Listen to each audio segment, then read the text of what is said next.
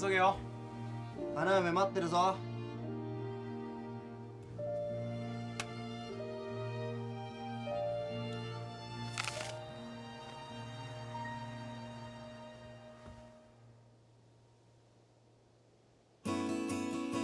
10年前、あの頃俺は高校生だった。うちの母親が遅ればせながら韓流ブームに熱を上げる前、北京オリンピックで北島康介が何も言えねえと叫んだ少し後のことだ。確か東京でスカイツリーの工事が始まったのもその年の春だった。こいつは秋山ジュノン。親が憧れのジュノンボーイを期待し、そんな名を付けられてしまった宿命を背負って日々生きているが、温泉旅館の次男坊で小遣いには恵まれている。これは杉村和樹、呼び名は一輝。常に愛想よく社交の達人。ただごくまれに嘘を言うとき鼻血を垂らす。ということは心が綺麗なのかもしれない。ピアノ教師のお母さんと2人暮らし。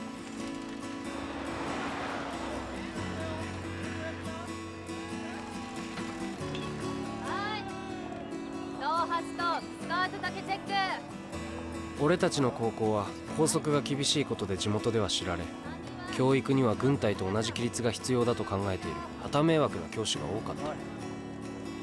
天然パーマ証明書を全国に先駆けて発明したのもうちの学校だ。はい、ストップ。この前証明書出すように言ったわよね。そこ。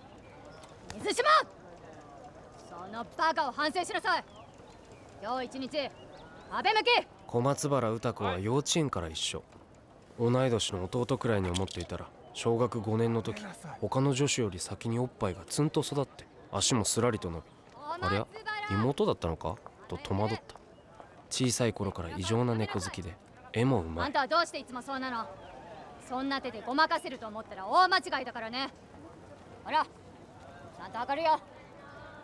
おかしな真似やってんじゃないわよ。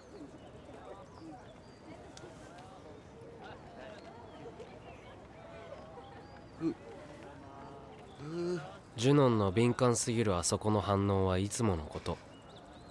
さすがにそれを禁止する校則はなかった。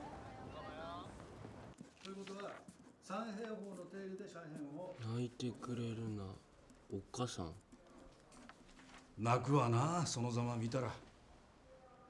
どの先生に言われたか知らないけど、普通に座れ。こっちがやりにくい。ありがとうございます。あ、そうだ、こことかぶれ。早瀬、こいつの勉強の面倒も見てやれ。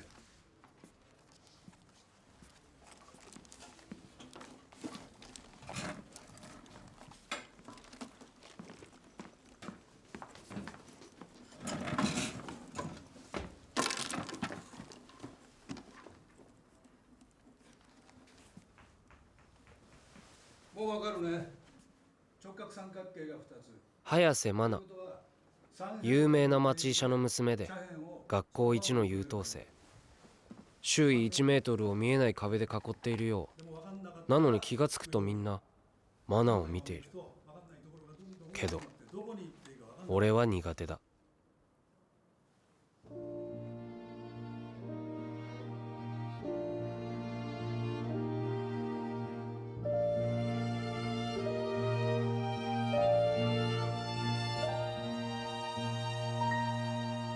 ねえねえ、今日平安堂寄って帰ろうよ。結界誌の新刊出たし。俺お前んちのでかいスピーカーでこれ聞きたいんだけど。古すぎでしょ。お前どこの一石からこんなの発掘したんだよ。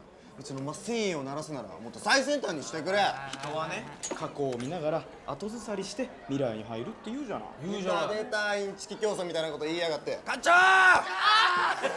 ま、ジュノンは普通人が表に表さないものも出しちゃうんだよね。正直だから。そう下半身無正直。うるせえ、やめろよ。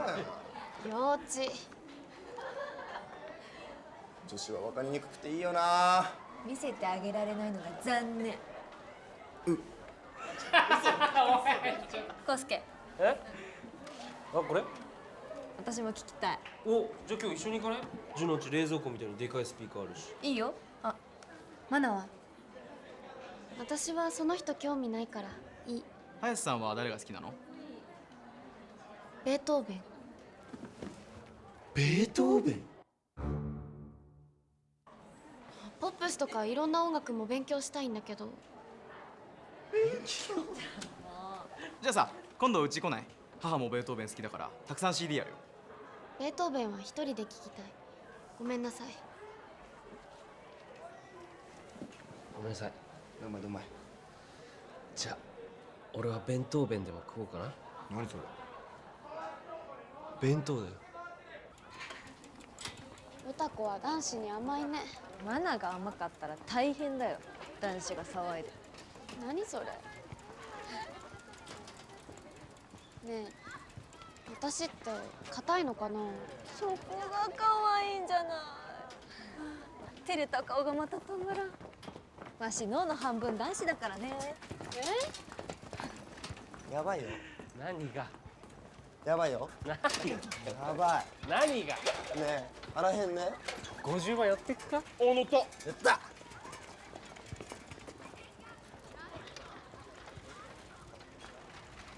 途中まで女子たちの後を走ってこうや。おお。オッケー。あ、このまで乗っちゃダメなんだよ。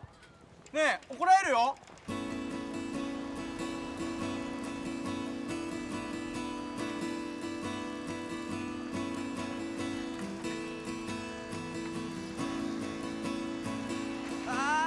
あのサドルが羨ましい。将来サドルになれ。なれ。いたぞ。女だ。目標発見。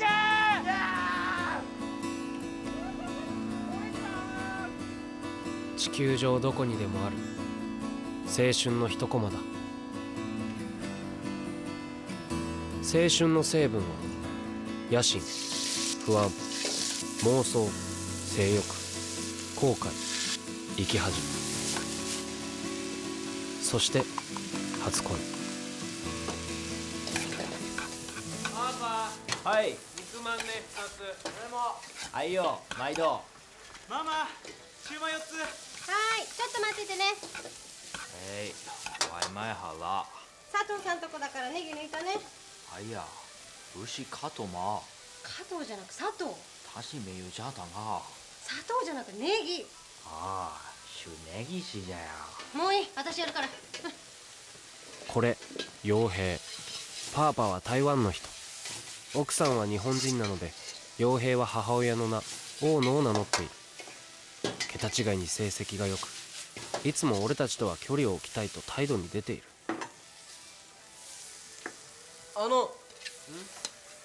CD 聞くんだろ。おう。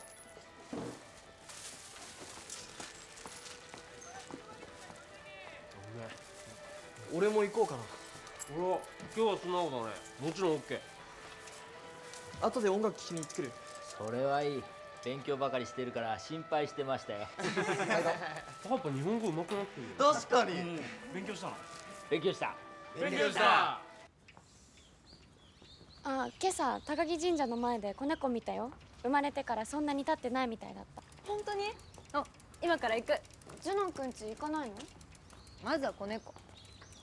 神社の前ならコウスケんとこ行ってくか。ねえ、水島康介くんってどうなの？幼なじみだよね。うん。幼稚園の頃からテンパー。大人になればまっすぐになるってずっと信じてた。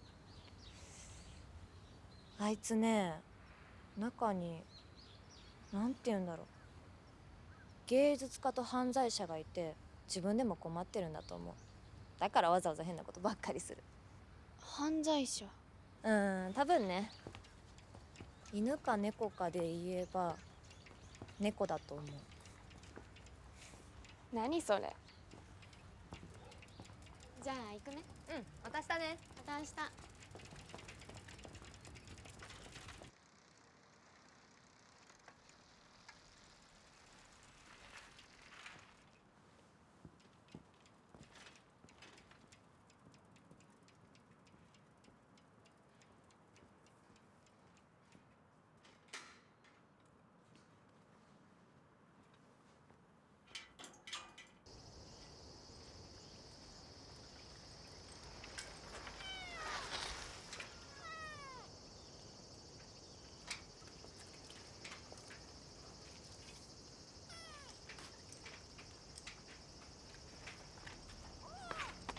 歌子。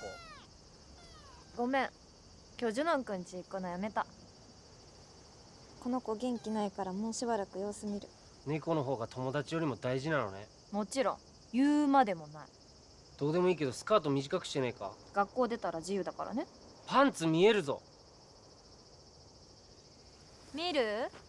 今日はスパイダーマンだよ。いらんいらんいらんいらんいらん。じゃあな、俺ら CD 聴きに行ってくるわ。Every time we say goodbye, I die a little。 またか。あなたにさよならを言うたびに私は少しだけ死ぬ。お前3歳の頃から1000回は言ってるけど少しも死なないで育つ一方じゃないかよ。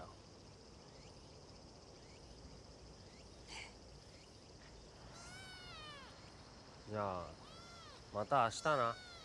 うん。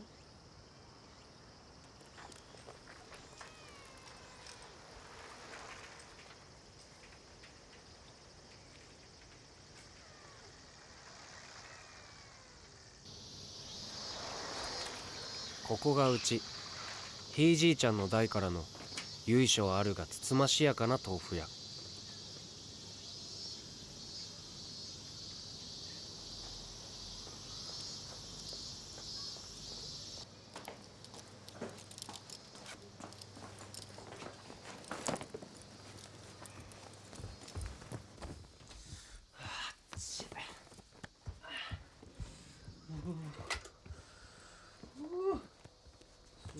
はい、おかえり。いろいろ冷凍してあるから明後日食べといてね。あ、50番で食べてきたし後で出かけるから。後でって、あんたもう9月よ。受験どうすんのよ。彼女でもできたんじゃないでしょうね。女には興味ない。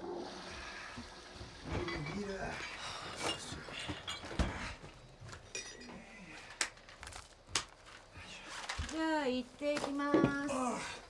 お前がしっかり勉強してくれないと母さんのパートも報われないぞ。俺のためなの？エステツアーのためよ。あ、そうだ、担任から連絡来たぞ。天然パーマ証明とやらがいるなら父さん一緒に行ってやるよ。父さんえ？大丈夫だから。そうか。うん。ああ、寿司。うん。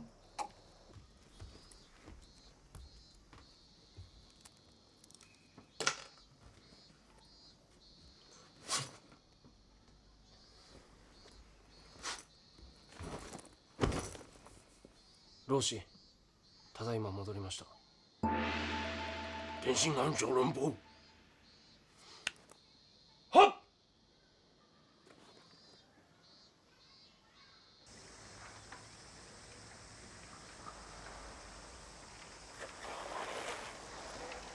おう。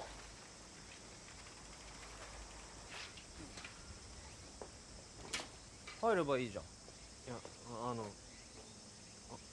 女の子たちが。あ、歌子来ないって。いや、違くて早瀬さん。それが目当てだったか。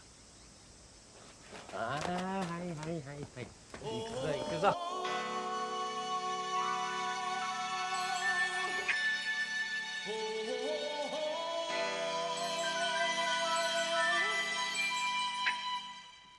Everybody was kung fu fighting.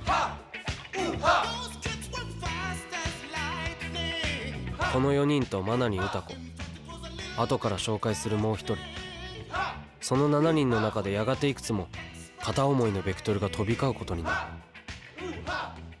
青春としか言いようがない。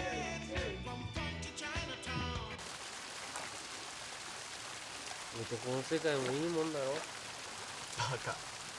まあ風呂が広いのはいい。傭兵早瀬が好きなんだって。おいまあ俺はどっちかというと歌子派かな。本当か？あ、でも早瀬って2年の時昭和の道徳って呼ばれてたらしいよ。なんで？言うことがいちいち古風だから。昭和の道徳ってそりゃ俺らが幼稚に見えるはずだわな。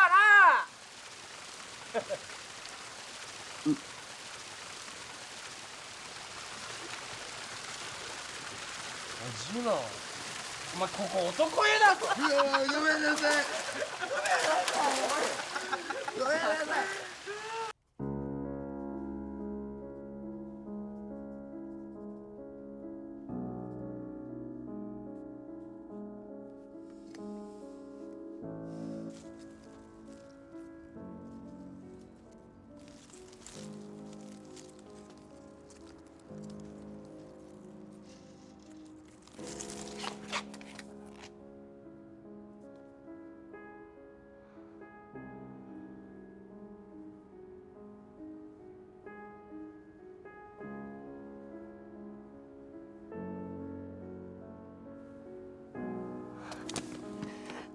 早瀬さん。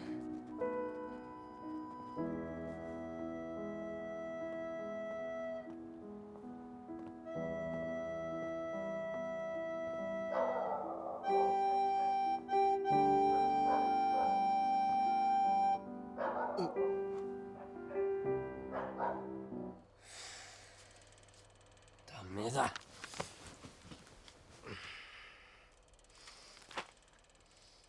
数字と記号には1ミクロンの興味も持てない。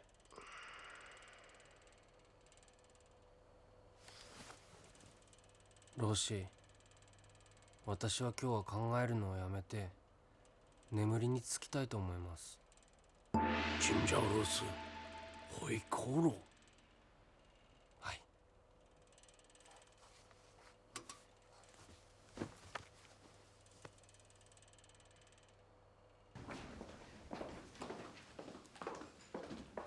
起立。礼。はい、じゃあ教科書38ページから。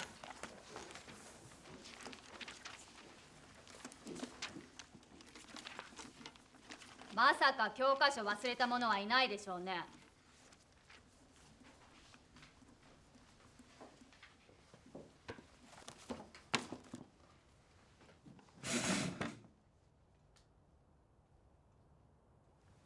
またお前か。届けは出さない、教科書は忘れる。何のために学校に来てる？弁当食べるためか。弁当は大事です。だったら授業に参加する意味ない。壁向いてなさい。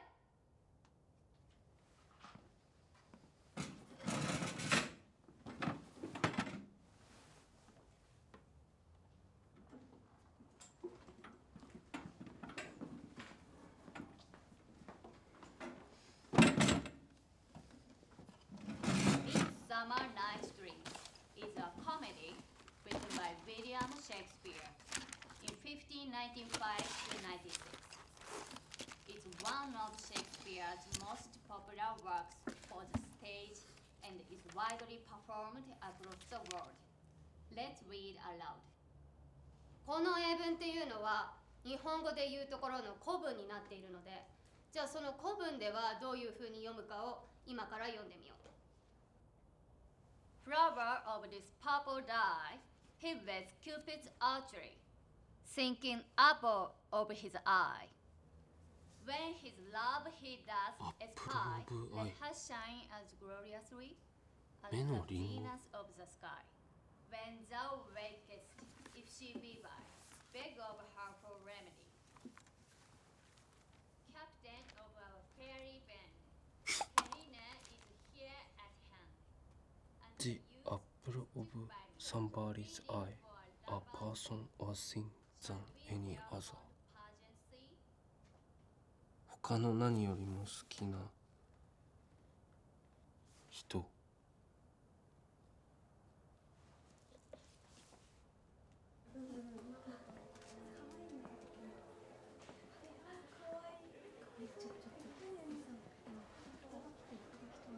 あれ？なんか買うの？うん。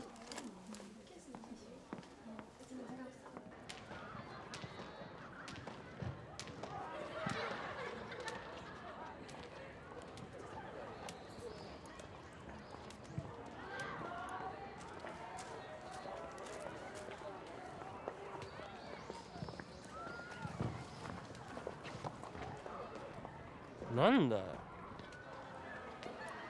どうもありがとう。別に俺の方が慣れてるし。ねえ、教えてくれる？何よ。受験科目なのにどうして数学の勉強をしないの？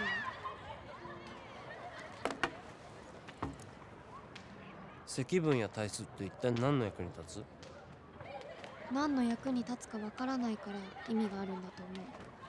話すのとは違う純粋な言葉で問題の答えを探すことが大事なんだと思う。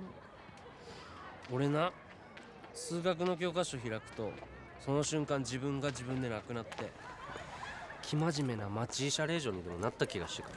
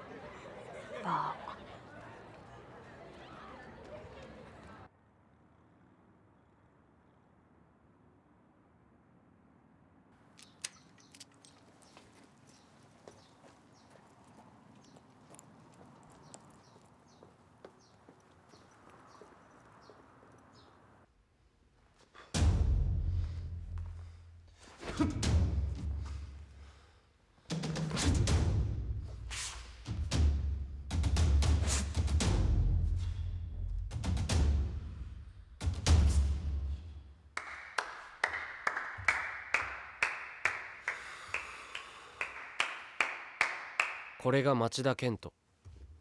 タイヤ工場に勤める父を持ち、タイヤをエクスパンダーに子供の頃から筋力を鍛え、タイヤに空気を吹き込んで肺活力を高めた。あらゆるスポーツで県大会上位に入る運動の天才。来いよ。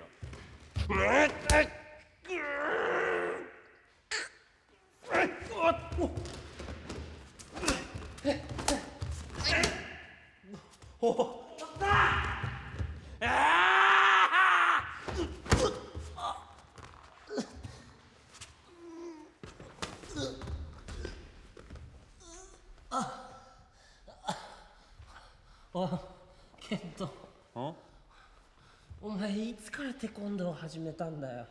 ああ、おととい。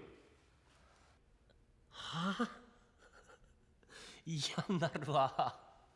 俺中国武術1年もやってんのになぜ負ける？まあ授かり物だからね、才能は。励まされないね。ケント、お前バスケに絞ったんじゃないのかよ。ああ、その一環で東洋武術を取り入れることにした。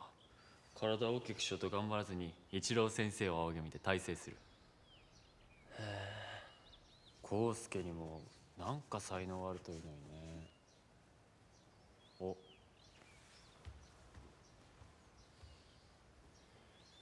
早瀬真奈。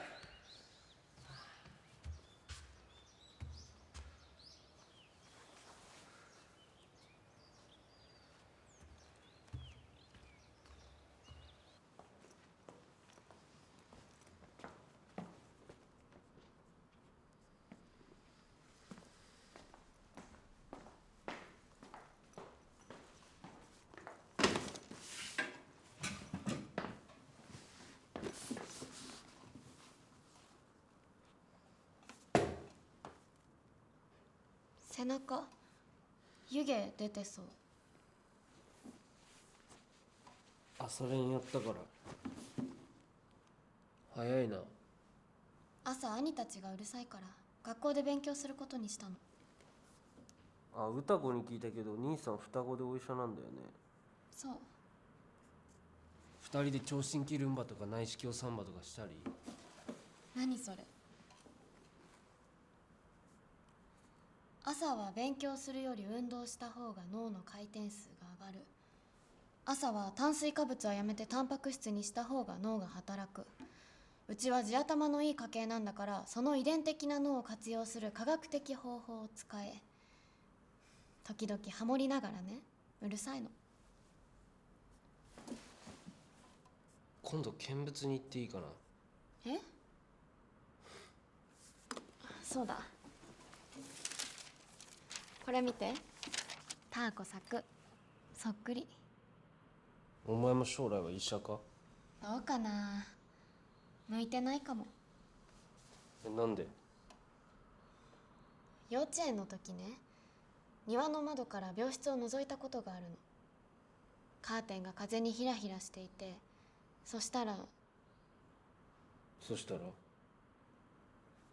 まだ若い女の人がありえないほどに痩せて、小石みたいな膝小僧を重ねて横たわってた。その周りをハエが2匹飛んでてね、そのうちの1匹が私の方に飛んできておでこに当たったの。私それで気を失ったんだって。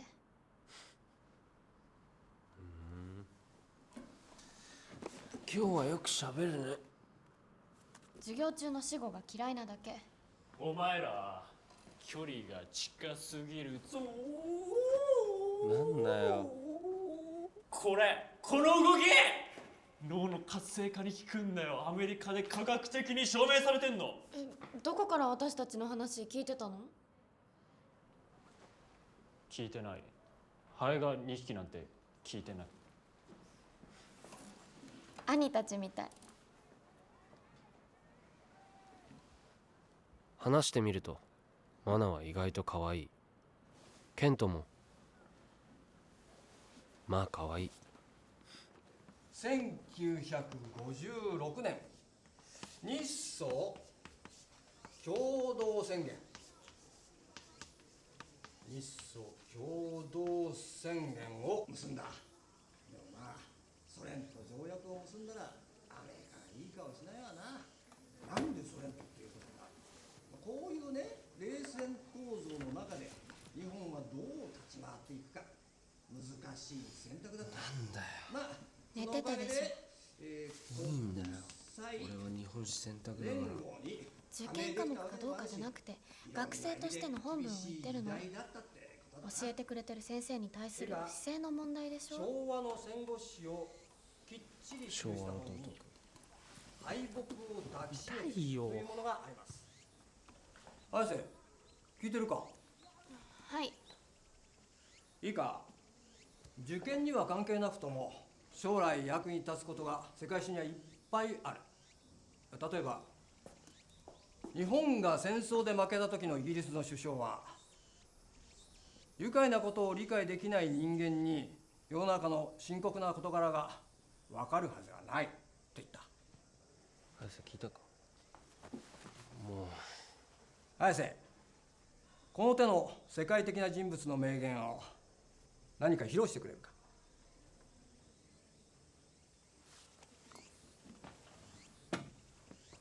怒ることはたやすい。しかし適切な相手に適切な度合いで適切な怒り方をすることはたやすくない。実践してくれよ。適切な怒り方ね。それは日常社会でも役に立つな。誰の言葉？アリストテレスです。知り合い？こんな人？違うよ。服も着てるよ。じゃあ小松原、はい。君の名言は？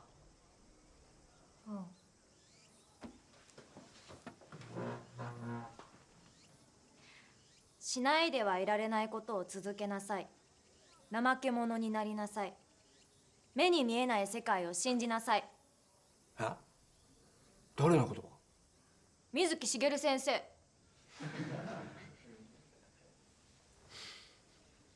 ゲゲゲゲゲ。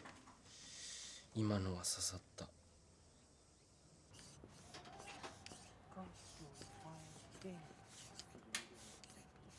ね。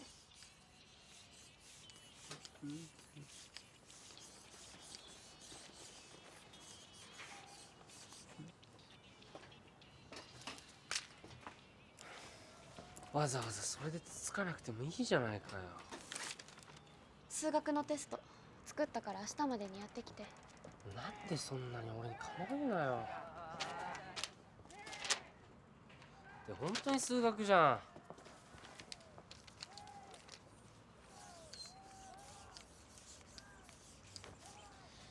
もう何ですか？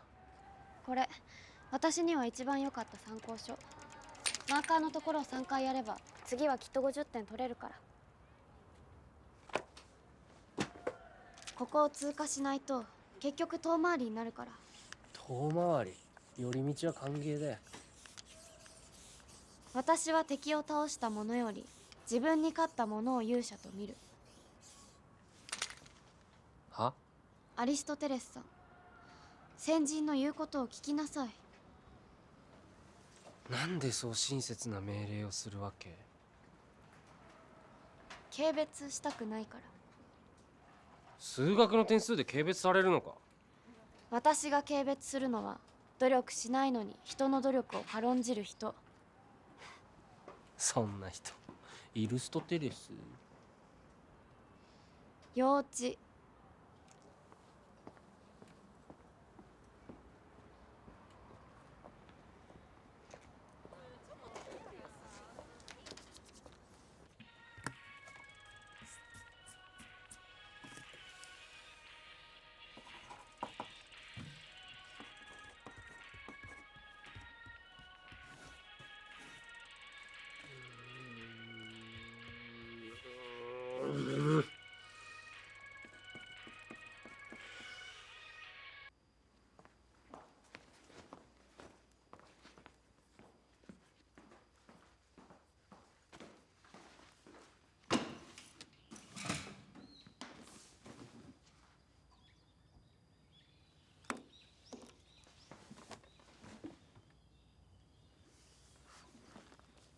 なんだよ。テスト。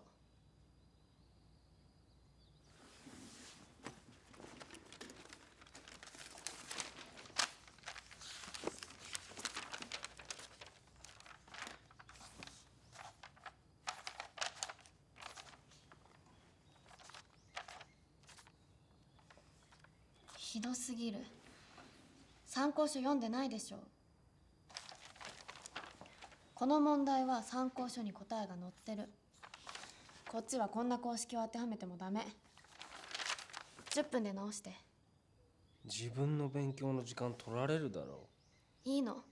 目の前に歯がゆい人がいると気が散って、その方がよっぽど時間を取られて人生の無駄だから。そこまで言われるかね。はい、次これも。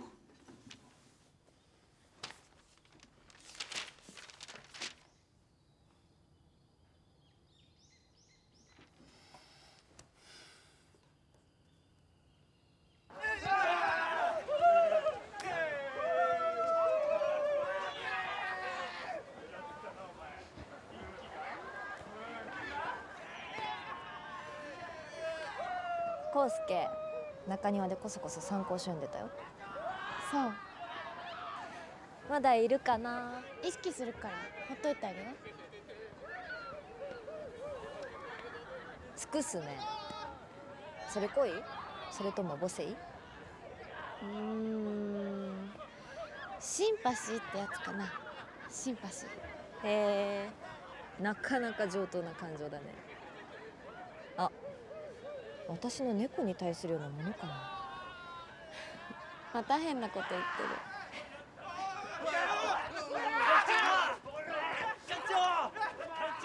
上等じゃないわ。人生の中でいつ使うんだよこれ。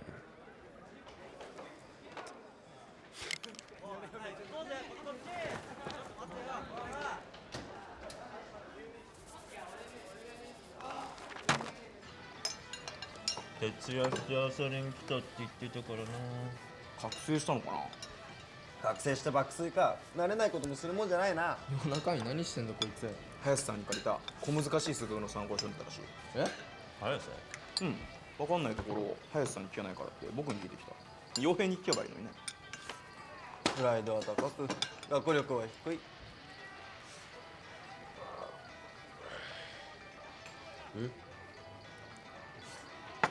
誰だチャーハン食ったの？あ、一気か。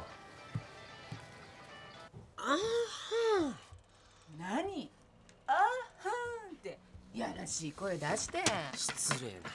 AHA だよ。分かった。なるほど、脳の喜びの雄たけびのこと。あんたさ、最近脳の話好きだよね。いいから邪魔すんな。そろそろ焦ってきたかあんたさ、私の子供なんだからもともと頭はいいのよ。ただ父さんの子でもあるからね。そこだな問題は。まあとにかく頑張んなさい。いた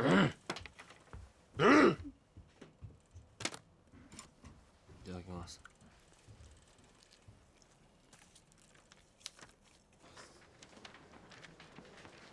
大野洋平89点。大野にしてはもう一頑張りだな。はい。菊池香織はい。 60点。もうちょっと頑張れ。水島康介76点。マジかよ、裏切り者。やればできる天才だから。速さの前に座らせたのが良かったかな。帯に前後逆にしていいですか？教育的意味ないから却下。はい。早瀬真奈89点。大野と同点の1。神野裕太、53点。佐藤恵美、はい。57点。じゃあこれからはもう少し難しい応用問題出していくから。広瀬幸太郎、こんな勉強何の役に立つんだよ。羽鳥貴信、見返りを求めない努力が人生には必要なの。山本葵、57点。また道徳の時間が始まったよ。65点。幼稚なことばっかり言って何か人生の役に立つの？小谷萌え、58点。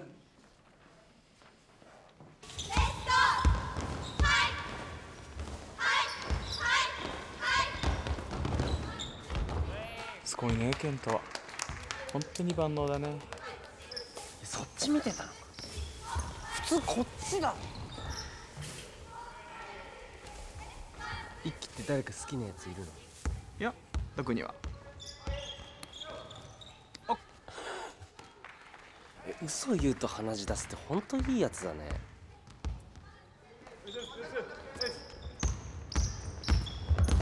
え、まさかケント？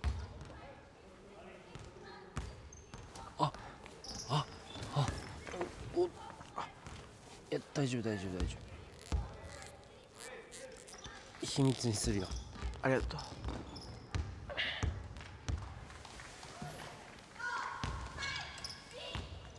でもあいつ脳も神経も筋肉だからな。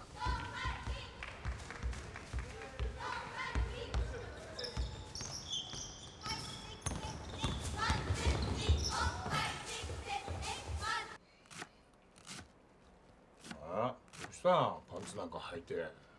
そっちこそ飲むにはちょっと早いんじゃない？なんかあった？なんか特別にあったわけじゃない。積み重なったものがこう重くな。なあ、康介。水島と二人はもう閉めるしかなさそうだわ。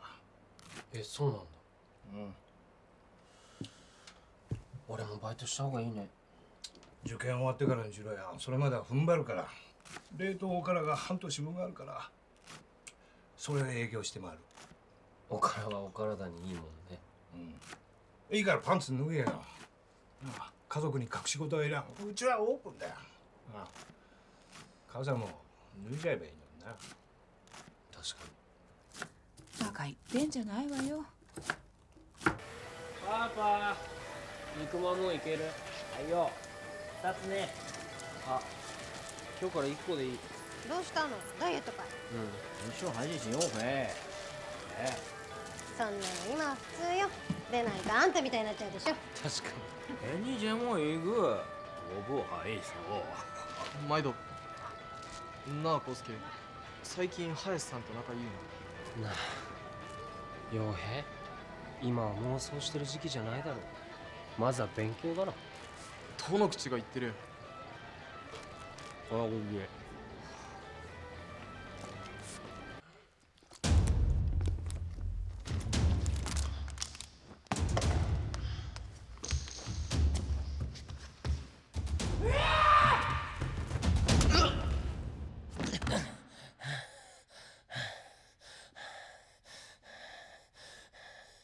いかん。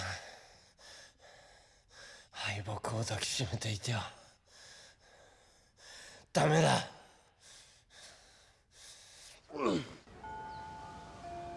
あ、ねえねえねえねえ、え中国からエクステ用の人毛を何トンも積んでた船が日本海で転覆した話知ってる？あーネットで見た。そろそろ流れ着いてくるかも。いや日本海からここまでどうやって流れ着くんだよ。赤倉ダム見に行ってみようか。ダムに来るかな。あ、ダムは冗談。怖い話ならこの学校にもあるよ。あそこの壁の前に座ってたら壁の中からね、昔の先輩の声が聞こえてくるんだよ。嘘。本当。こっから本当に？本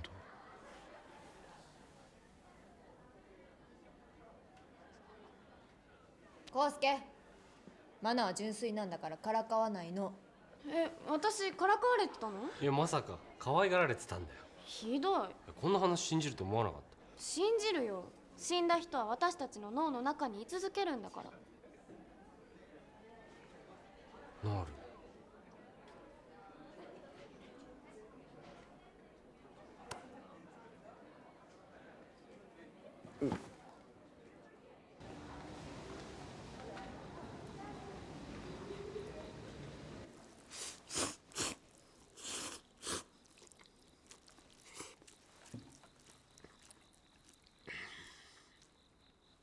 夜まで付き合わせんだよな。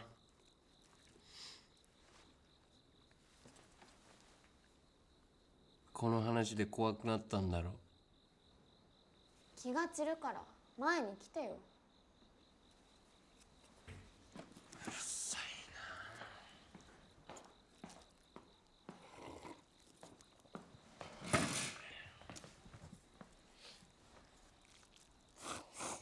それも落ち着かない。ここ。こんなにガラガラなのにそこか？うん。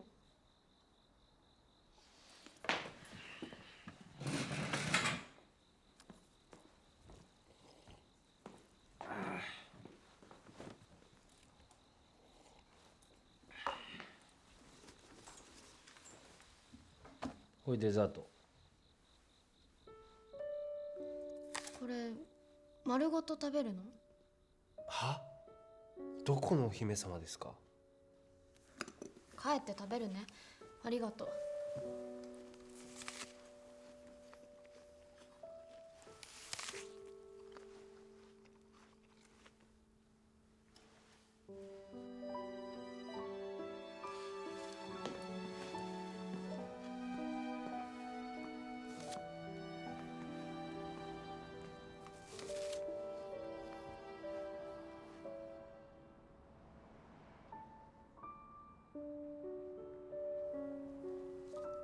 綺麗。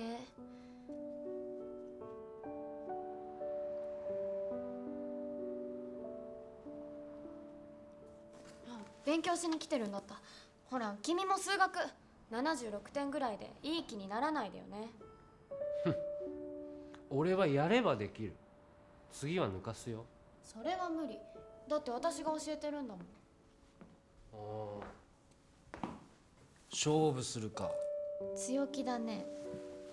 負けた方が勝った方に言われた通りの髪型にすること。君の坊主頭が見られるわけだ。俺が勝ったら一月ポニーテールだ。いいよ。ポニーでもピッグテールでも負けないから。ジャンヌ・ダルク、清少納言、土井孝子。女は負けず嫌いに限る。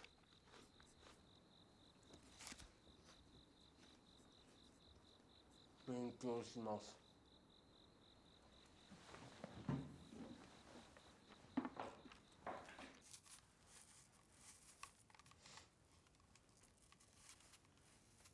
Everybody was kung fu fighting.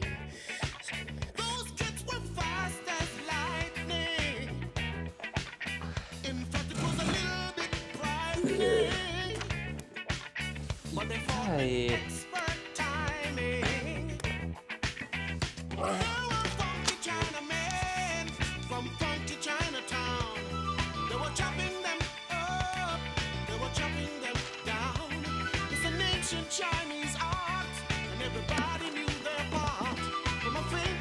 はい、kicking from the hip, everybody was kung fu fighting. Those kids were fast as lightning. In fact, it was a little bit frightening. When they fought with expert timing. There was Funky Billy Chin and Lil Sally Chan.怪人って責任マンで Let's get it on. We took a bow and made a stand. Started swaying with the hand. A sudden motion made me skip. Now we're into a brand new trip. Everybody was kung fu fighting. Those kids were fast as lightning. In fact, it was a little bit frightening. But they did it with expert timing. I am a Jedi.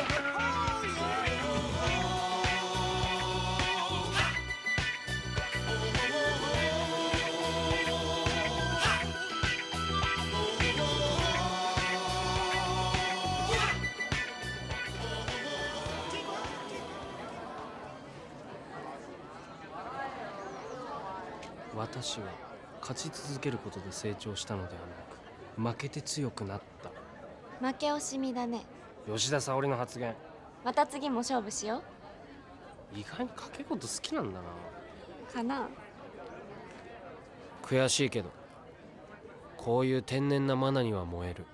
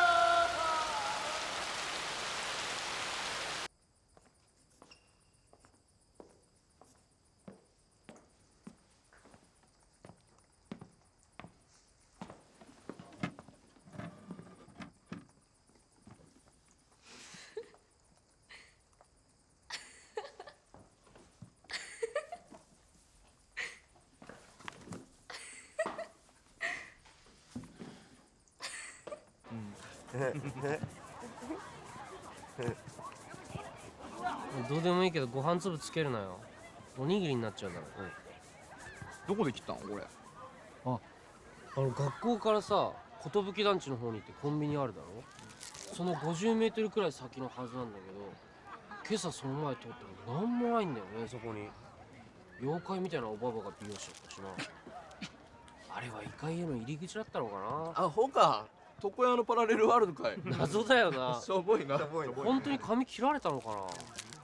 いや切られてんじゃん。まあそうだけど。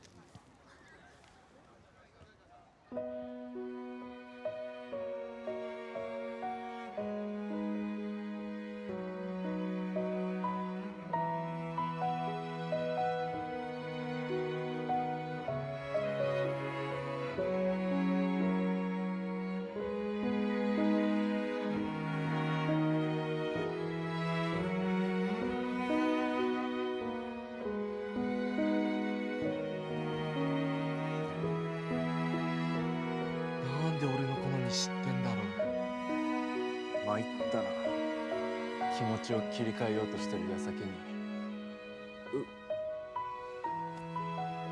どうして髪を結んだのか、その訳は知らない。でも嫌が上にも励まされた。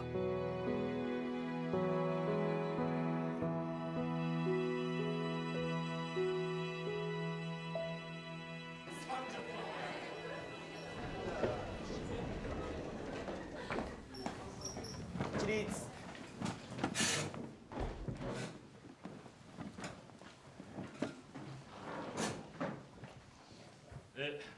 本校の警備を担当しております南アルプス警備保障の藤平と申します。本日経理室において盗難が発生しました。学費その他積立金を一時保管している簡易金庫が破られ、推定87万円が持ち去られたとの報告を受けております。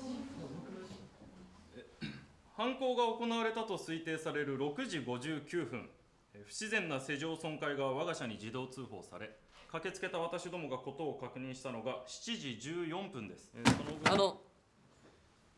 すいません。それが何かこのクラスと関係あるんですか？いや、疑うならまず外部でしょう。いいですか。今朝7時を挟む30分間、校内に外部から入ったものはゼロ。その時間、同校にいたのは物理の徳岡先生と本校生徒3名。いずれもこのクラスです。俺いました。俺もいた。康介と。私も。わかりました。3人に話を聞きたいので一緒に来てください。俺たちを疑ってるわけですか？決めつけてるみたいだな。そうじゃなくて、本校の者が関係していないことを確認するためにまず話を聞くということです。嘘つけ。わざわざ警備会社の人まで連れてきて生徒たちを全く信じてないってことでしょ。この学校は俺たちのことを犯罪者だと思ってるんですか？つまらないこと言わないで。先生は間違ってると思います。はあ？取り調べを受けろというならなんちゃら警備でなく警察に突き出してくれよ。証拠品を預ける。ほら調べてみろよ。なんで生徒ばっか疑うんだよ。福岡先生はいいのかよ。やめなさい。全員停学になるわよ。間違ってる。そうだよ。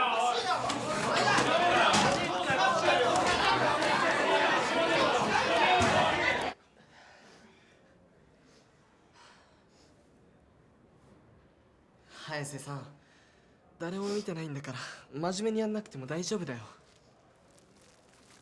はい、これ一機のティッシュだけど使って。見ないでよ、恥ずかしい。恥ずかしくなんかない。初めてお前のこと偉いと思ったよ。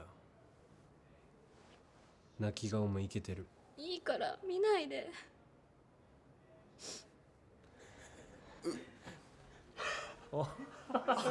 数学なら難問にも正解がある。しかし人生には誰にも解けない謎もある。結局犯人は分からなかった。康介。あ、まあな。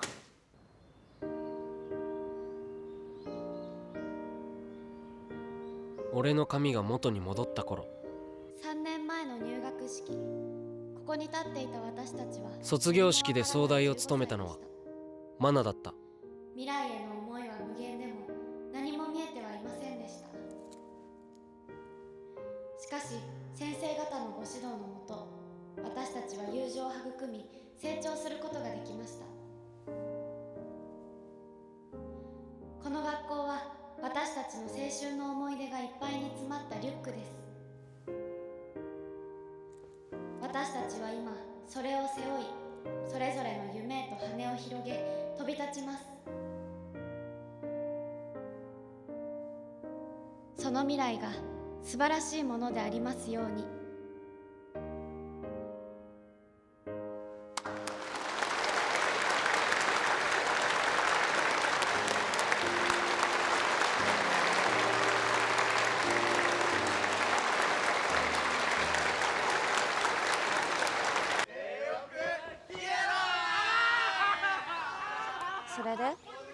もう決めたの？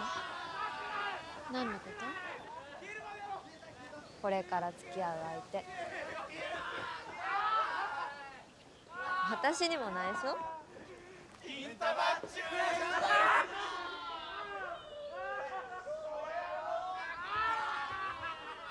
もしね、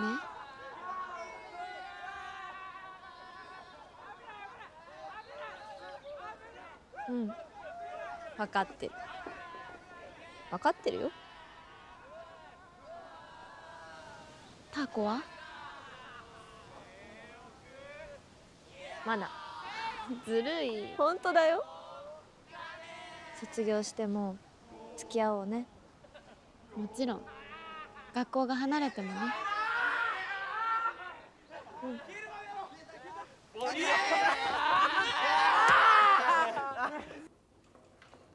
そして俺たちは皆それぞれの受験に臨んだ。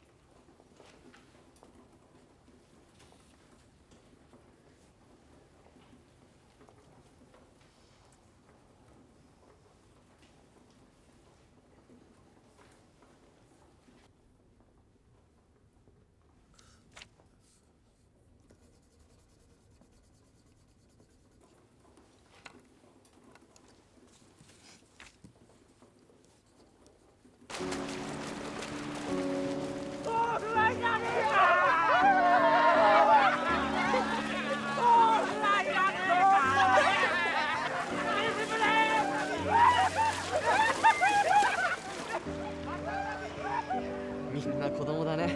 本当に。前は幼稚なのが嫌いだったけど。今は？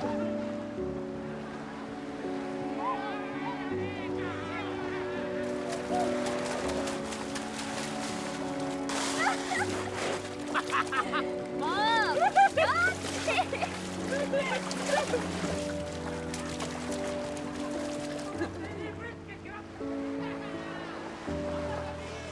俺は最強だ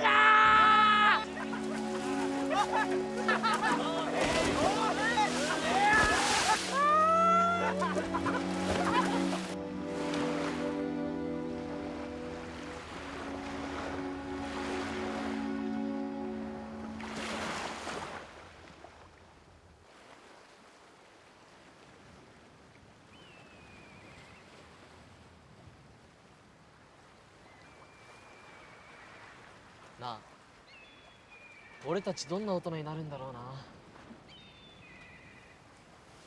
一輝は理系だけど何志望？僕ね、携帯のゲームとか作りたいんだよね。なんか遊びいっぱいの。いいね。私はね、美大でデザインちゃんと勉強して猫のおもちゃの開発がしたい。猫に囲まれて仕事したい俺はね、大学はどうでもいいんだ。世界中のいろんなところのホテルで何年間か修行して、うちを継いでもっとこうでっかくしたい。ここだろ俺はまず東大受かってからだけど、館長入ってアメリカの名門大学に公費留学して MBA 取るかな。俺は M でなく NBA いつかアメリカでプレーする3人とも海外か。早瀬は？私はずっと解剖が怖くてお医者になるの無理だと思ってたんだけど、この半年どんどん精神医学を勉強したくなってきたの。そっか、やっぱり医者か。俺 NBA で故障者リスト入りしたら見てもらいに行くから。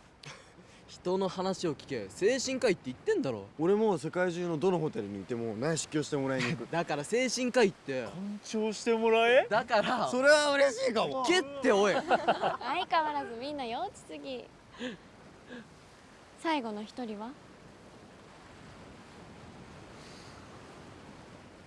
すごい人間になりたい。すごい人間って？俺がいると少しだけ世界が変わるような人間。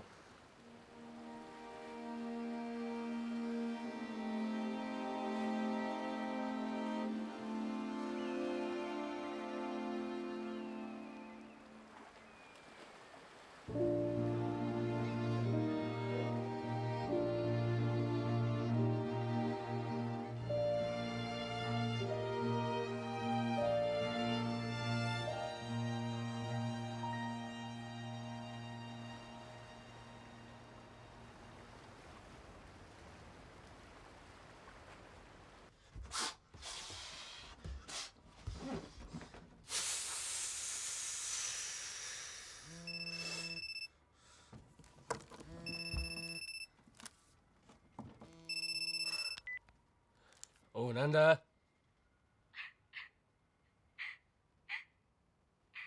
お、どうした？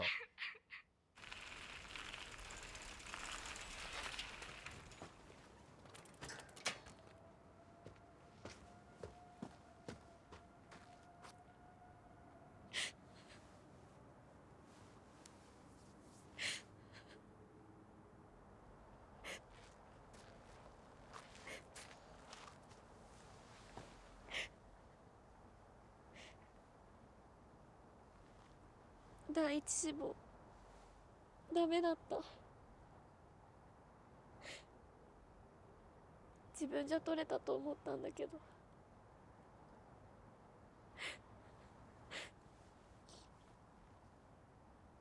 中学からずっと勉強だけ頑張ってきたのに、どうして一番大事な時に失敗するんだろう。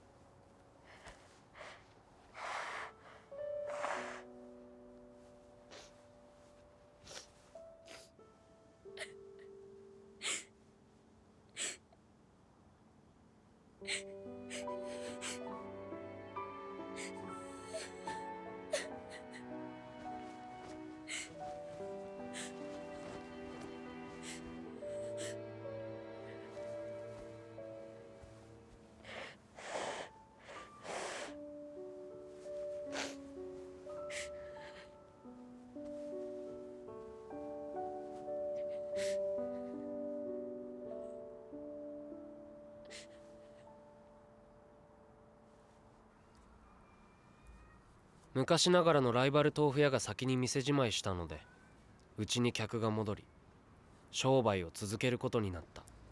まだかにゃまだかにゃにゃにゃにゃにゃにゃ。うるさい。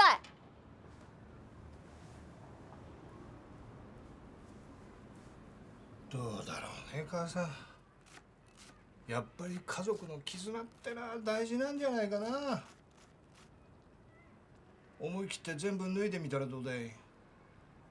バカ言ってんじゃないわよ。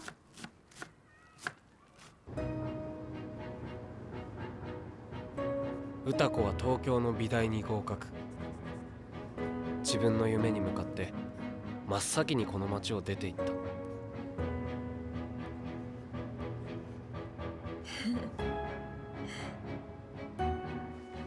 陽平も予定通り東大に合格。じゃあ在台湾读爷爷应该会替你还行。いい？ご飯だけはしっかり食べるのよ。行ってきます。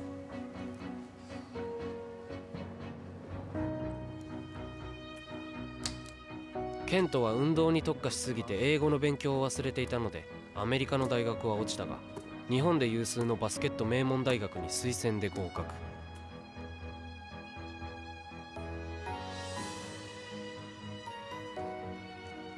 一期は実力以上の工業大学に撃沈。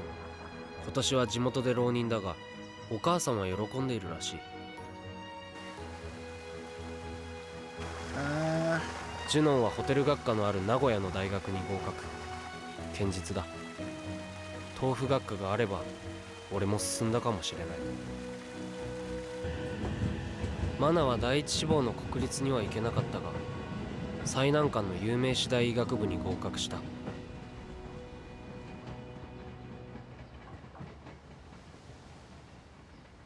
昼の月もいいね。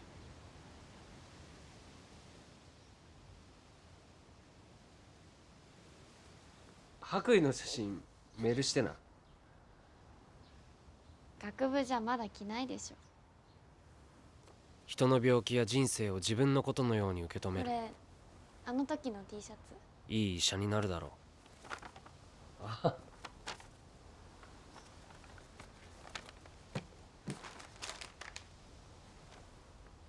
俺も。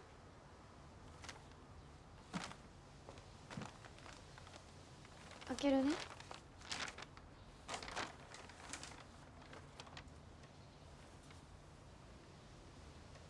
リンゴだ。辞書調べて。 The Apple of My Eye。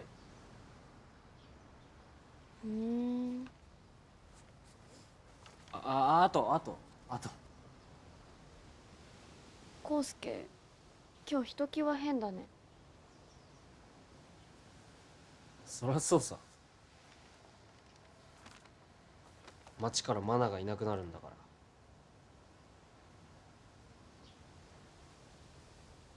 寂しいね。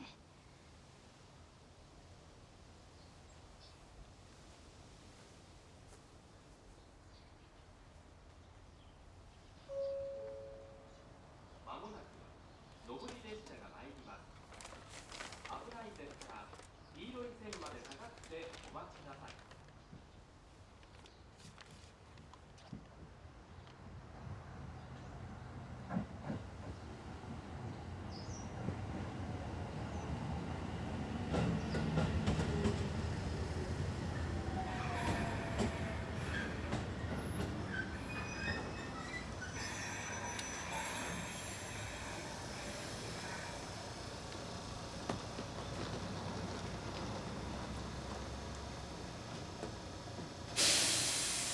じゃあまた連絡する。うん、私も。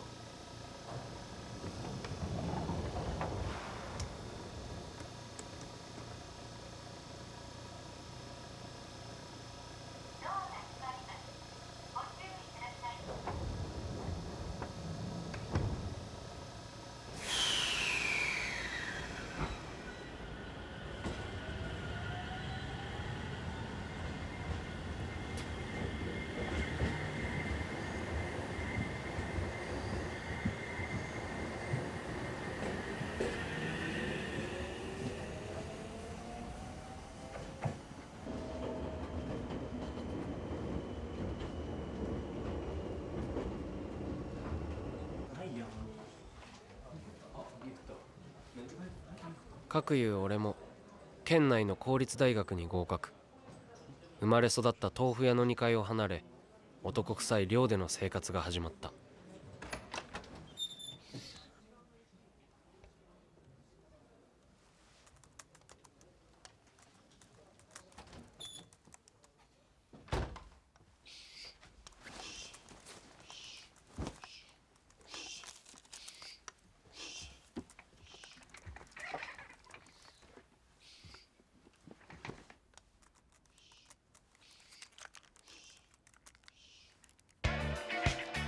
とりあえず文学部に潜り込みはしたが、自分が何をしたいのか、何を目指しているのか、何も見えてはいなかった。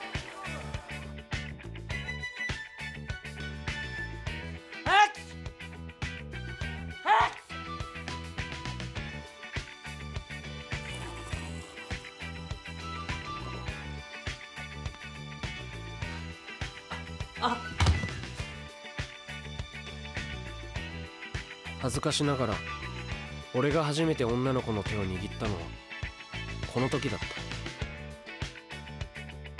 結局ここに落ち着いた。まあフォークダンスよりは自分に合ってる。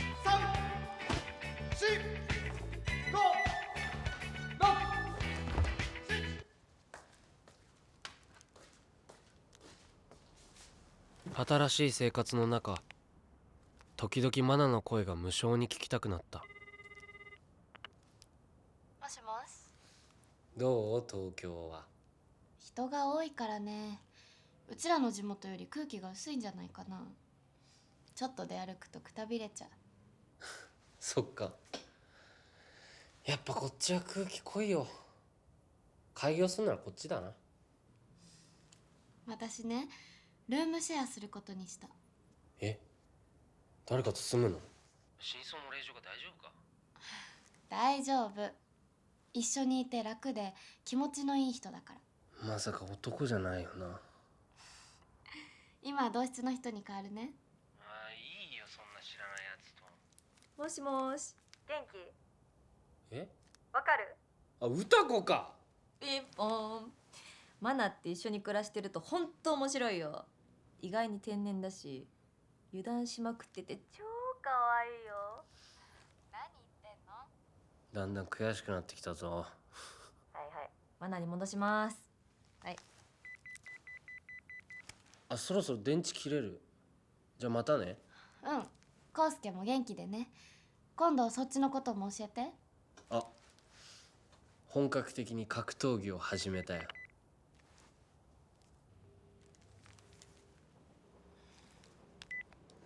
格闘技まだやってるんだ。私はあれやってる時の康介好きだけどな。忘れられないんだよ、歌子が言ったこと。芸術家と犯罪者がいるんでしょ。そんなこと言ってしまったか。私にもそれはわかる。長い時間一緒に勉強してたから。だから付き合わなかった？そこは自分でもわからないの。まだわからないし。私もね、小中高って康介のことがずっと好きだった。え？本当に気づかなかったんだ。でもね、高校に入った頃から好きは好きなんだけど、それはどっか兄弟っていうか家族っていうか、そんな風な感じになってたんだ。そう。マナが仲良くなればいいなって思ってるよ。本当に。本当に？うん。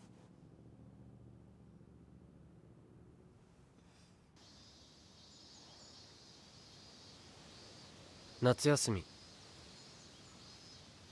俺たちは再会を約束した。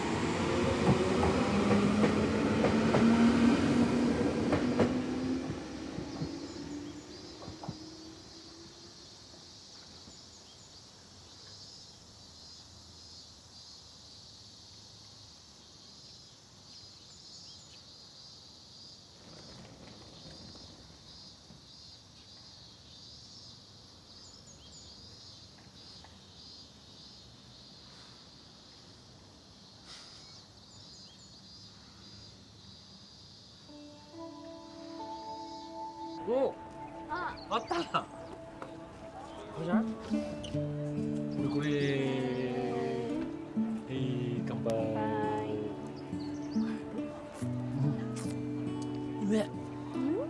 嘘。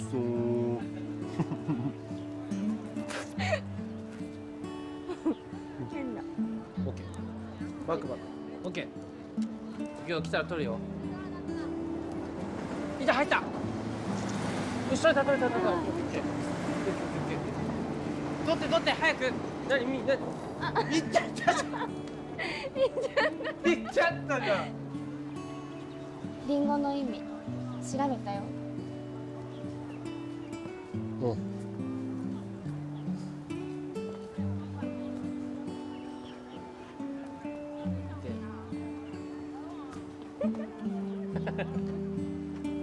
あ、やられた。康介、本当に私が好き？言わなくても分かってるだろ。私のことよく思いすぎてない？きっと美化してる。そんなことない。好きになられてなんだか不思議な気がする。何が不思議なんだよ。だって私を知らないでしょ。家にいる時はだらしないし、寝起きはいつも不機嫌だし、些細なことで歌子に当たるし。私ってものすごく平凡だよ。あなたが好きになったのは想像の中の私かも。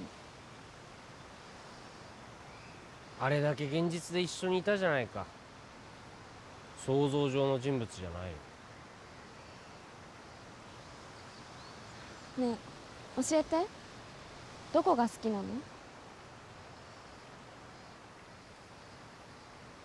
ただ好きだ。何それ、ちゃんと考えてから言って。相変わらず幼稚。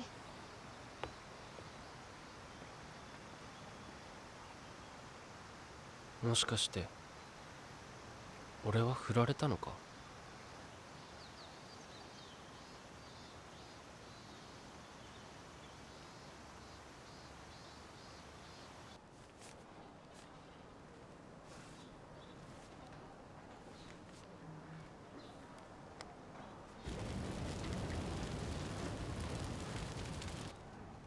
なんて書いた？人に見せたら叶わなくなるんだよ。本当の願いが自分でもわからない。なのにマナがスラスラと書くので不安になった。マナの心もわからない。答えが怖くて大切な思いをずっとごまかしている俺。つくづく情けなかった。マナ、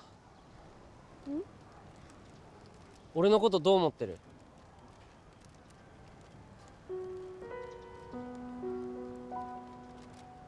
聞きたい？あ、いや、言うな。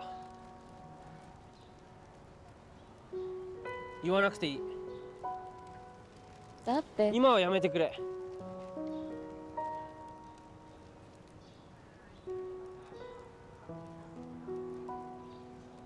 これからも好きでいさせてくれ。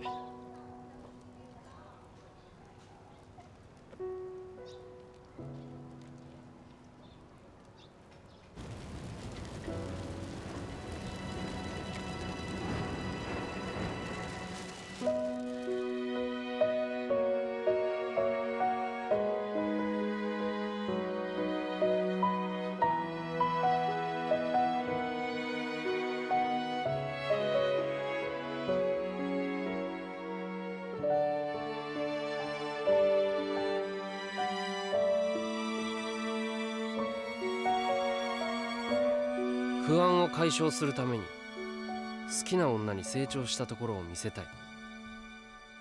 俺にできるのはまずこれしかない。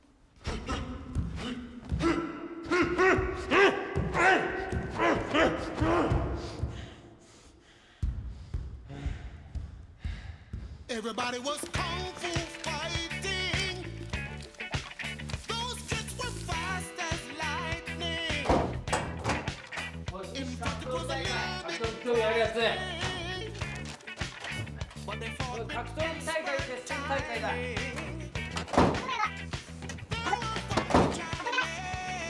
From Funk to Chinatown, they were chopping them up. 最強の男決定戦。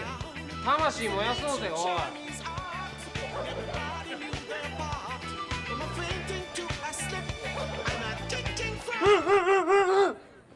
絶対に見に来てな。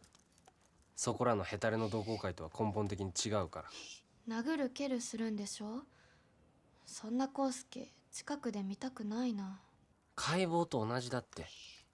直視すればそれまで見過ごしてきたものの意味に気づくというか。そうなのかな。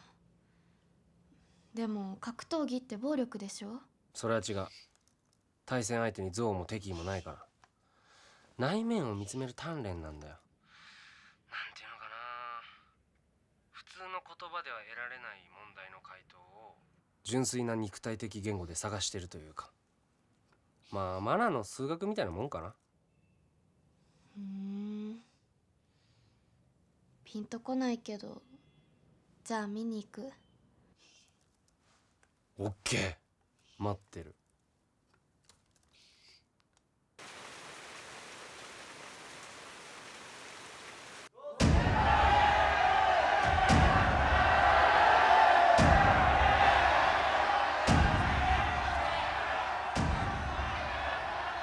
老子、我に力を。学内の男はどうせ軟弱だと甘く見ていたが、現れたのは黒帯のテコンドー部主将。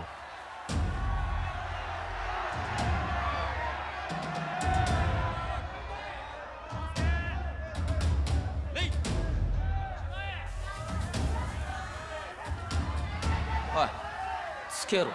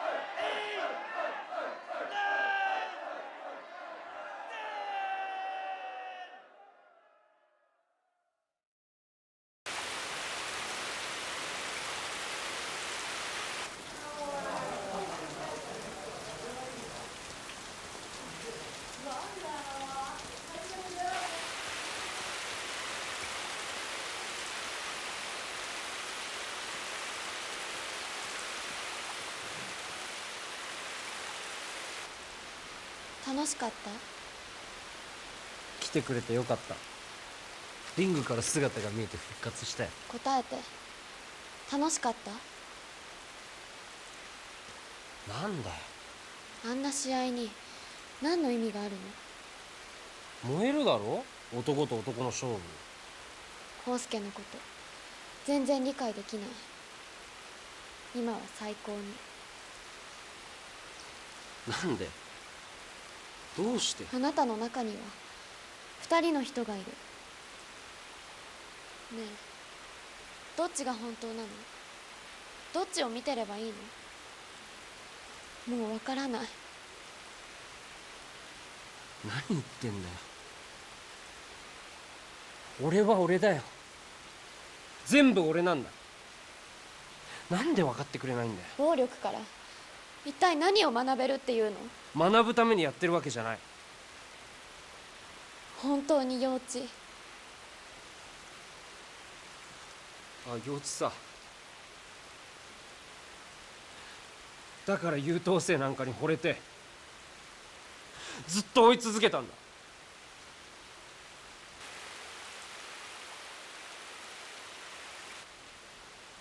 もうやめたら？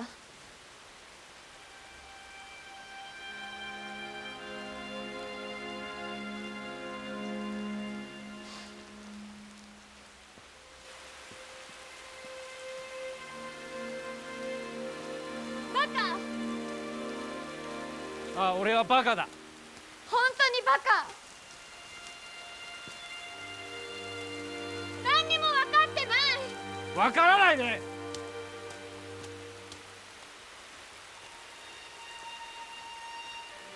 成長とは残酷なものだ。女は先に大人になり、男はそれに気づくことがない。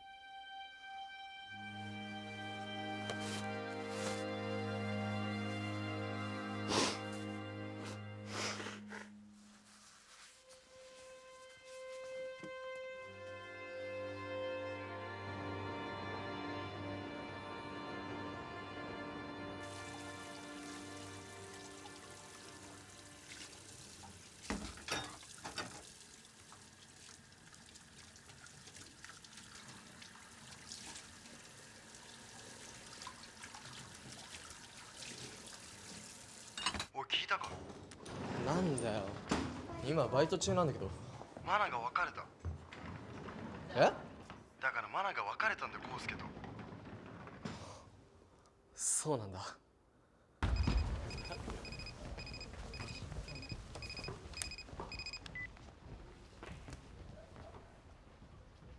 は？コウスケとマナが別れた？ちょっと複雑だけど、チャンスであることは間違いない。そっか。ケントはまだ林さんのことを引きずってたんだね。また連絡する。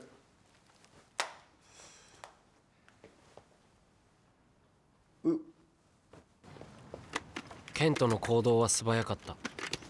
しかしバイクは遅かった。結局勝者は傭兵だった。考えてみれば二人きりで会うのこれが初めてだね。あの頃から分かってた。君が好きなのはコウスケだって。僕に欠けてるのは君の嫌いな幼稚さなんだ。君に叱られるコウスケにいつも嫉妬してた。幼稚ってあいつを叱る君はとても綺麗だった。その横顔をずっと見てた。これからも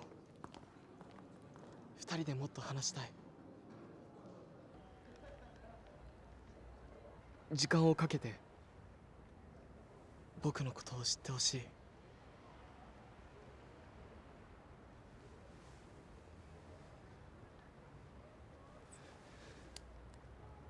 傭兵とマナは半年付き合って別れたとジュノンから聞いた。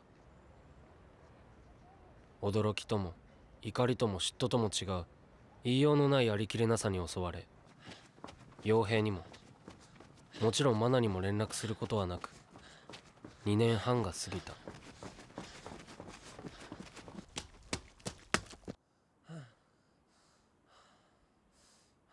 心にはぽっかりと穴が開いたまま、決して埋まることはなかった。俺は一生自分の犯した過ちを背負って生きていくのだろう。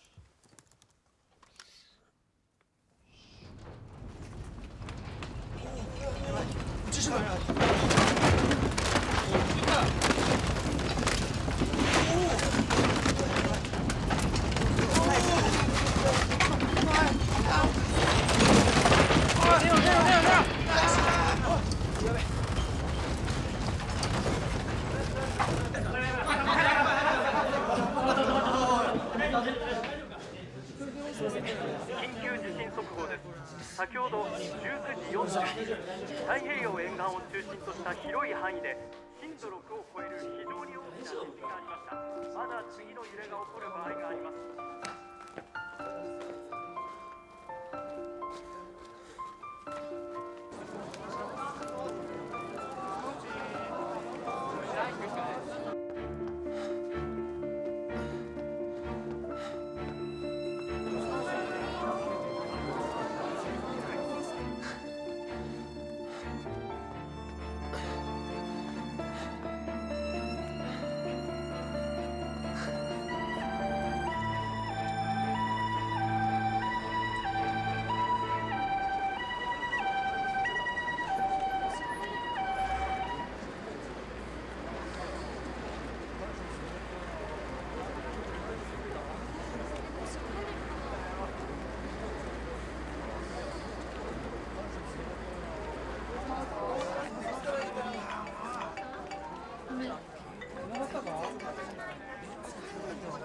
もしもし、康介？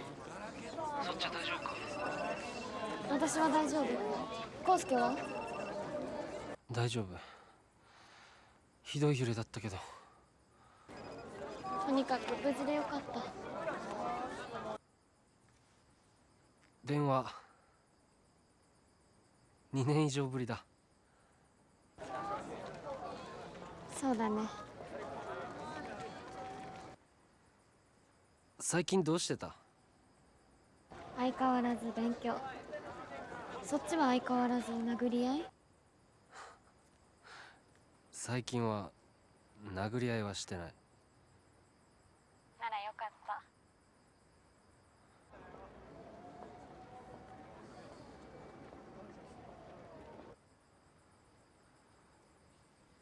彼氏はできたか？康介くらい好いてくれる人はもういないかも。胸を打たれるね。変わらないね。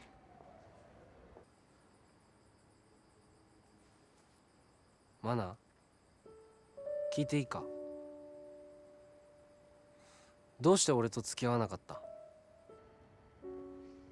なんでかな。きっと自信がなかったのかも。あの頃以上に近づいたら私が思ってもらってるような人間じゃないのが分かって失望させるんじゃないかって。康介が格闘技をしたり苛だったり気まぐれだったりするのもよく分からなかった。康介がどうなりたいのか全然分からなくて近づくのが怖かった。そうか。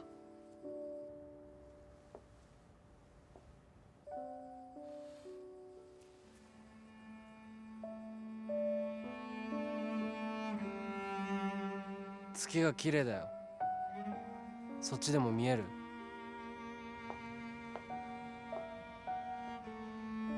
見える。いつか見たね、こんな月。夜の教室、綺麗な月だった。髪の毛を切った日だ。違うよ、それは土砂降りの夜。そうだっけ？間違いないよ。私、もし康介が髪の毛を切ってきた日が月の綺麗な夜でその髪を切ったのが私だったら今頃私たちは付き合ってたんじゃないかってよく思い返してたの。なぜだかわからないけど。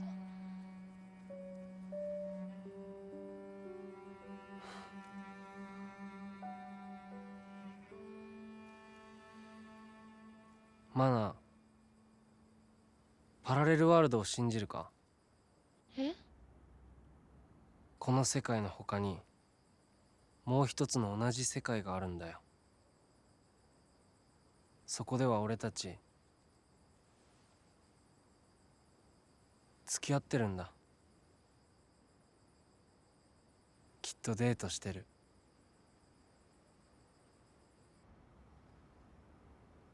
羨ましいな。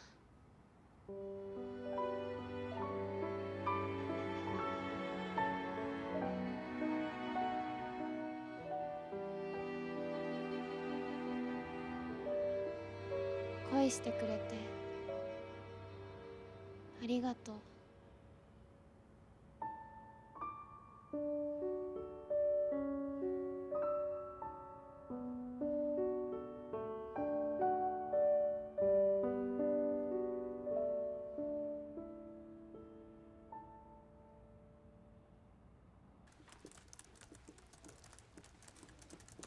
けれど大学4年になっても相変わらず自分の先行きは見えないままだった。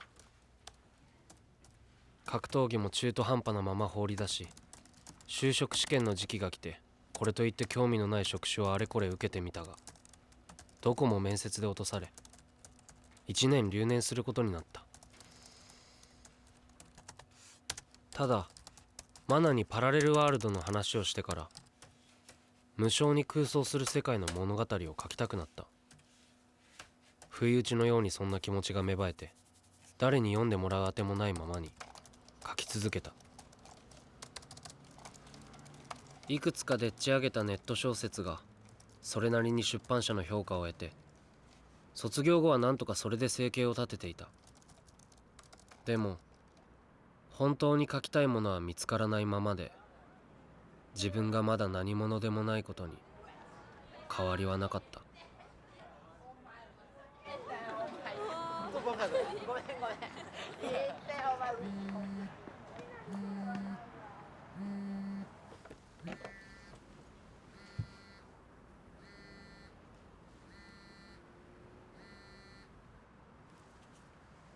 もしもし。忙しい？昔のクラスメートさん。暇だよ。康介に最初に知らせたいことがあって。初めての手術の実験台になるとか？全然外れ。じゃあもう一度追いかけてみろって？それは無理かも。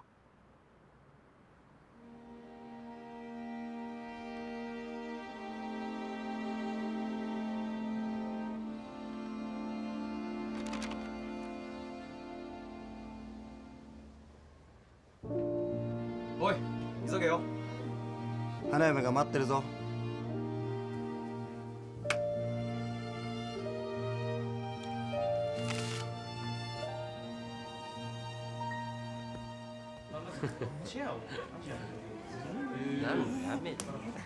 全員顔を揃えるのあの海以来だね。いやでもまさか康介が小説なんか書くようになるなんてな。ようやく授かり物を見つけたな。まあな。もうケントもスポーツニュースでよく見る。ケントの NBA の夢はまだ叶わない。でも日本では名の知られた選手としてプロで活躍している。ジュノンは今シンガポールか。明日帰る。物価が高すぎてさ、カチカチゲームする。ジュノンは世界のホテルを渡り歩き、今もまだ勉強中。家を継ぐのはまだ先になりそうだ。俺来月アジアのそっちの方もあるよ。陽平は卒業後総務省に入省。念願のアメリカ名門大学留学も実現。すごいね。国を背負ってるわけだもんね。何言ってる天下の IT 社長が。一期はインド人の彼氏ができ、2人で開発したスマホのアプリが大ヒットして会社を設立。うちのパートナーがさ、歌子の大ファンなんだよ。本当に？歌子はグラフィックデザインを美大で学んだ後、自作の猫グッズ、猫ブログで一躍ブレイクした。ありがとうございます。でもみんな来られてよかった。でも連絡あった時新郎は康介だと思って。俺もお前らは絶対復活すると思ってたな。まあこの人生では無理だった。ほらみんな時間だよ。本当だ。あ、そうだ。緊張する。え、おいジュノン、なんでよ。当たったよ今。俺たちの青春だ。これがか。ねえねえ、旦那さんって会ったことあるの？うん。何度か家にも来たし。どんなやつ？マナのだいぶ先輩で外科のお医者さん。勝負したかったな。もう遅い。あ、康介、入場の時足出して転ばしてやれ。ではお待たせいたしました。新郎新婦入場です。お？転ばせ。うるせえよ。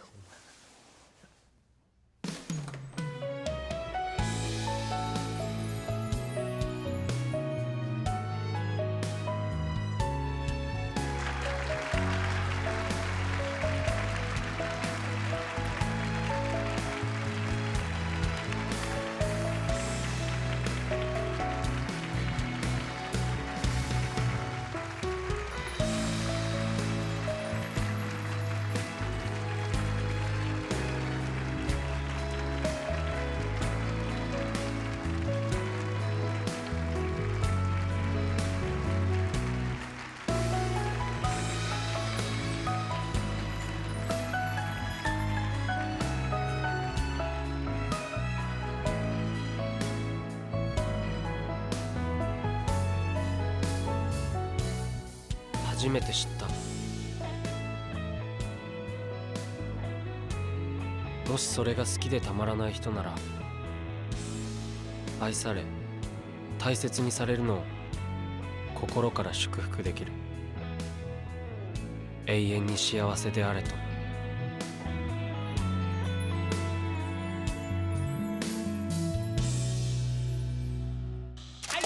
いただきました。ありがとうございます。おめでとうございます。おめでとう。おめでとう。では次の方。はい。そうですね。笑顔で。はーい。いいっすね。いきます。はい。はお前そういうのは新郎新婦入場って時にやるもんだ。それも変だよ。幸せな花婿さん、相談が一つ。何ですか？花嫁にキスしてもいいかな。花嫁がいいと言うなら。いいよ。また彼女にキスしたいならどんなやり方か確かめるから。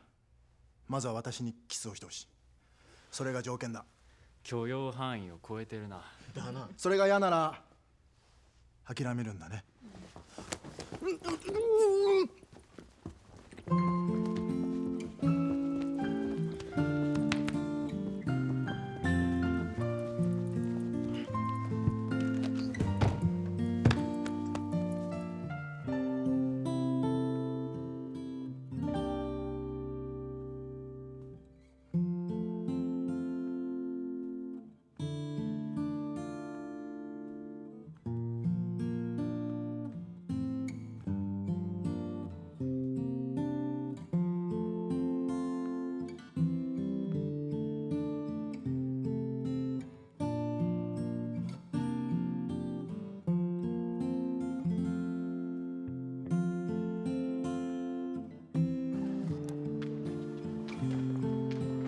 どうもありがとう。数学のテスト。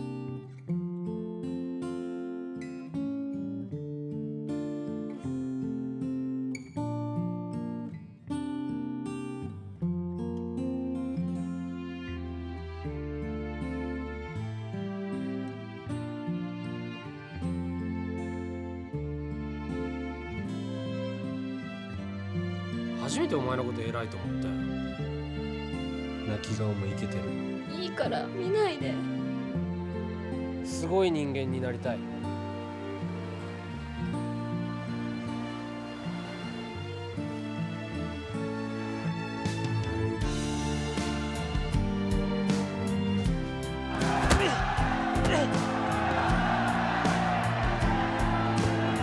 暴力から一体何を学べるっていうの？学ぶためにやってるわけじゃない。本当に幼稚。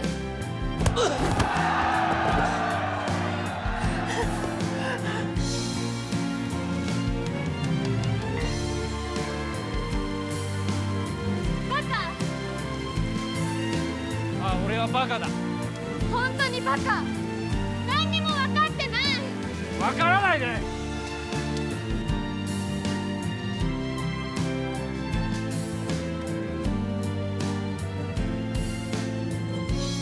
ごめん。幼稚すぎたよ。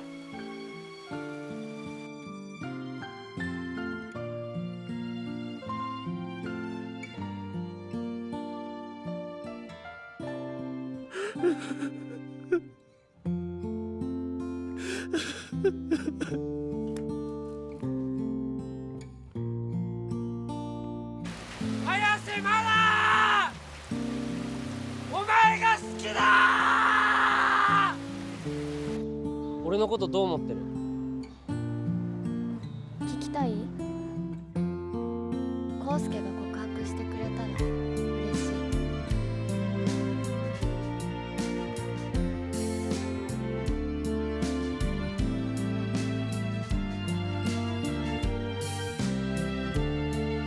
そこでは俺たち付き合ってるんだ。恋してくれてありがとう。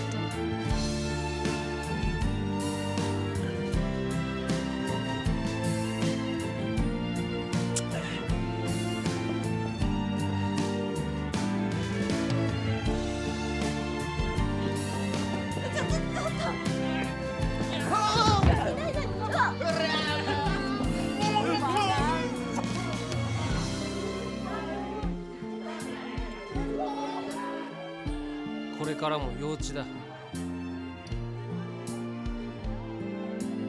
約束よ。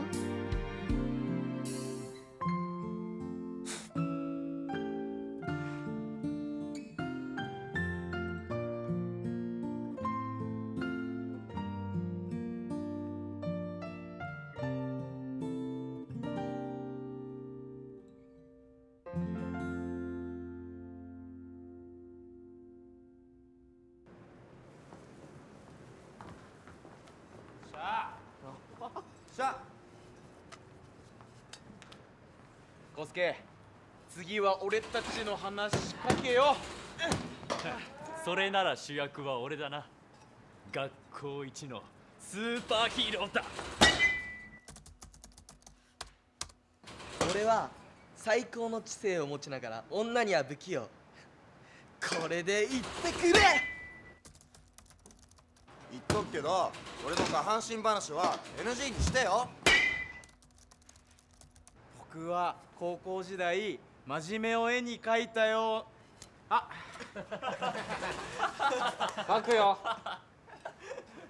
今タイトルを思いついた。そうなのだ。俺は俺の中にある一番大事なあの時間のことを書くべきなんだ。マナに羽をもらって追い風も得た。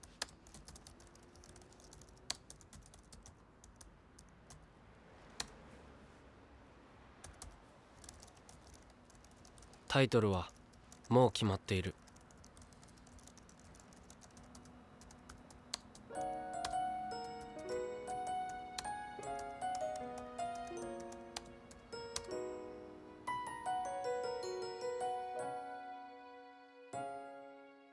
偶然君を見かけて当たり障りない話をして時々ぎこちなくなる。僕の秘密は何年経っても切ない痛み。君の微笑みが幸せそうで、なぜ僕の胸の奥ざわついてるのか。言えなかったこと、あの頃から心のどこかに引っかかったまま、何年かぶりに会った瞬間言葉にしたくなるなんて